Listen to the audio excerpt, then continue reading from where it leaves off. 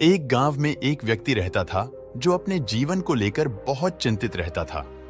उसे लगता था कि उसके जीवन में एक बड़ा बदलाव आना चाहिए, जिससे उसके जीवन में किसी भी तरह की परेशानी ना रहे।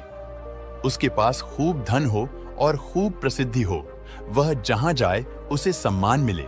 परंतु उसके जीवन में कुछ भी नहीं बदल रहा था, क्योंकि वह कुछ करने की बजाय बस सही समय का इंतजार कर रहा था और समय उसके कुछ करने का इंतजार कर रहा था। उसकी इस आदत के कारण उसका मन दुखी रहने लगा। उसके मन में नकारात्मक विचारों का वास होने लगा। उसे हर चीज में कमी नजर आने लगी। जब भी वह कुछ करने का मन बनाता तो अचानक उसके मन में विचार आता कि शायद उससे ये काम सही ढंग से नहीं हो पाएगा। उसे लगने लगा कि शायद वह कुछ करने के लायक ही नहीं है, और इसका परिणाम ये हुआ कि उसका जीवन पहले से भी ज्यादा दुखमय हो गया। उसे समझ नहीं आ रहा था कि वह इस परिस्थिति से कैसे बाहर निकले, कैसे वह कोई ऐसा काम करे जिसमें वह सफल हो सके। दिन बीतते जा रहे थे, लेकिन उसे अपनी इस समस्या का कोई समाधान नहीं मिल रहा था। उसी दौरान उनके गांव में एक साधु आए, जिनकी प्रसिद्धि दूर दूर तक फैली हुई थी।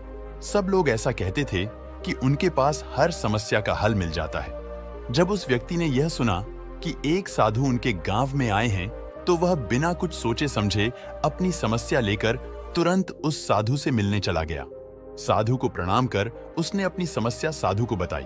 उसने कहा, भंते, मैं अपने जीवन में बदलाव चाहता हूं, परंतु मुझे कोई सही राह नहीं मिल रहा, जिसके कारण मेरे मन में नकारात्मक विचार आते रहते हैं और दुख हमेशा मुझे घेरे रहता है। जब भी मैं कोई काम करने जाता हूं तो मन में विफलता का विचार पहले ही आ जाता है। अब आप ही बताएं कि मैं ऐसा क्या करूं जिससे कि मैं एक सुखद जीवन जी सकूं। साधु ने उस व्यक्ति की पूरी बात सुनी और उस व्यक्ति को दूसरे दिन सूर्योदय के समय आने के लिए कहा। दूसरे दिन वह व्यक्ति उस साधु के पास गया। साधु पाठ पूजा के बाद सैर के लिए निकलने ही वाले थे। उन्होंने उस व्यक्ति को अपने साथ चलने के लिए कहा। चलते चलते वे दोनों खेतों के पास पहुंचे। तब साधु ने गेहूं की फसल की तरफ इशारा करते हुए कहा, क्या तुम बता सकते हो कि इस खेत में यह फसल कैसे उगी होगी? उस व्यक्ति ने कहा, गुरुदेव, पहले खेत को जोता गया होगा, फिर उसमें बीज डाला गया होगा, उसके बाद समय समय पर पानी दिया गया होगा, तभी यह फसल उगी होगी।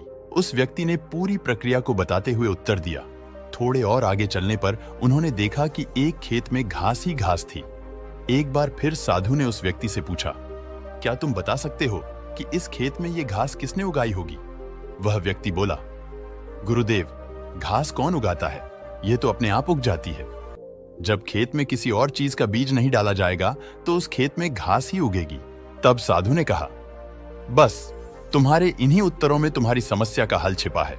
साधु ने उस व्यक्ति को समझाना शुरू किया, मानव का मन भी एक खेत की ही तरह होता है। इसमें तुम जो भी बीज डालोगे तुम्हें वही फसल मिलेगी। अगर तुम इस पर काम करते रहोगे, इसमें सकारात्मकता के बीज बोते रहोगे, तो ये तुम्हें सफलता की ओर बढ़ाएगा। और इस घास वाले खेत की तरह यदि तुम अपने दिमाग पर अच्छे बीज नहीं डालोगे और तुम अपने आप को और अपने दिमाग को खाली रखोगे, तो तुम्हारे दिमाग में नकारात्मकता व अन्य कई सारी बीमारियों की वृद्धि होगी। बदलाव तभी संभव है जब हम व्यर्थ की चिंता को छोड़कर और सही समय की प्रतीक्षा न करते हुए अपने वर्तमान में ही वह काम करें जो हमें करना है। उस व्यक्ति को यह बात समझ में आ गई कि अगर मन को सही दिशा में लगाना है तो उसे सही दिशा की तरफ बढ़ना होगा। मन रूपी खेत का सही प्रयोग ही जीवन में बदलाव ला सकता है। इसे खाली छोड़ देने से इस पर आलस और नकारात्मकता अपनी सतह जमा लेते हैं। जैसे कि खेत को खाली छोड़ देने से उसमें घास अपने आप उग जाती है। आप मन के कहे पर मत चलिए, बल्कि मन को अपने कहने पर चलाइए। नमो बुद्धाय।